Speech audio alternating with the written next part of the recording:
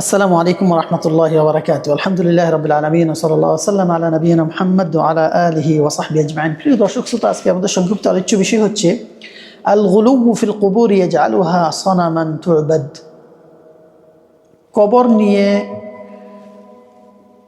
বাড়াবাড়ি করা, অতিরঞ্জন করা, সেই কবরটাকে মূর্তিতে পরিণত করার মাধ্যম বা সেই কবরটাকে মূর্তিতে পরিণত করা হয়।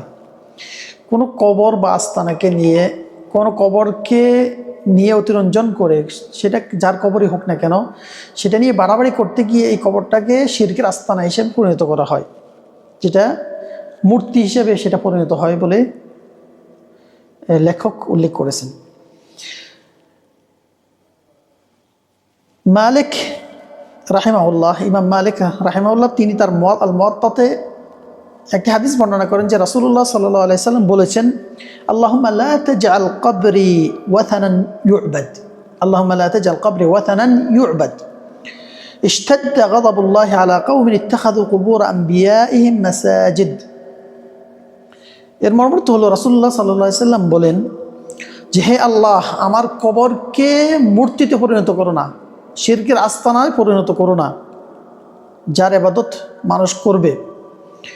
আল্লাহর গজব ওই জাতির উপরে খুবই কঠোরভাবে নাজিল হয় যারা তাদের নবীদের কবরকে মসজিদ হিসাবে পরিণত করে, মসজিদ হিসাবে পরিণত, তার মানে সিজদার স্থান হিসাবে পরিণত করে। নবীদের কবরগুলোকে মসজিদে পরিণত করা যদি নিষিদ্ধ হয়, তাহলে নেককার, ফরেজগার, সালেহিন তাদের কবরকে কীভাবে আপনি ইবাদত আস্তানা হিসেবে পরিণত করবেন? এটা রাসূলুল্লাহ সাল্লাল্লাহু আলাইহি সাল্লামের পক্ষ থেকে আল্লাহর কাছে দোয়া এবং তার জাতির জন্য, ইসলামিক জাতির জন্য একটা সতর্কবাণী।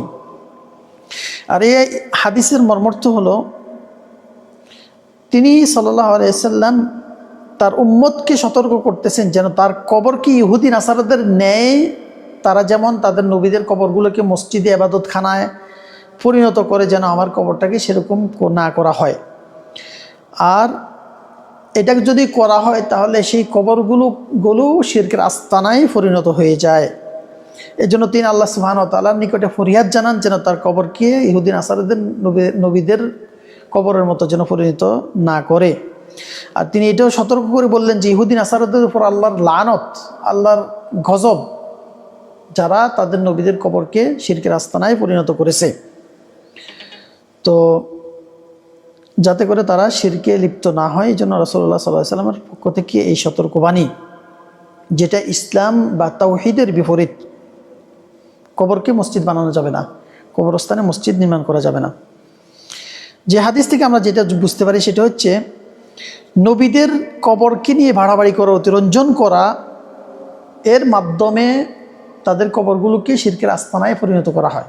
এই জন্য সেটা থেকে বিরত থাকতে হবে, বাড়াবাড়ি করা যাবে না।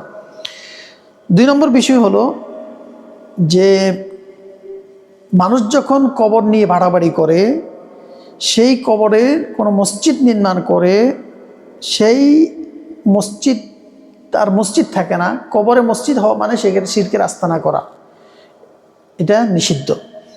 3 নম্বর বিষয় হলো, আল্লাহ সুবহানাহু ওয়া তাআলার যে সিফাত রয়েছে, গুণ রয়েছে, তিনি যে রাগান্বিত হন, আল্লাহর গজব ওই সমস্ত ইহুদি নাসারাদের উপর, তার মানে আল্লাহ তাআলা রাগান্বিত হন, তিনি রাগ করেন, এবং সেই রাগটি আল্লাহ তাআলার জন্য যেমন প্রযোজ্য, তার শানে এবং সম্মানে যেমন প্রযোজ্য, তেমন তিনি রাগ করেন, এটা সাব্যস্ত করতে হবে।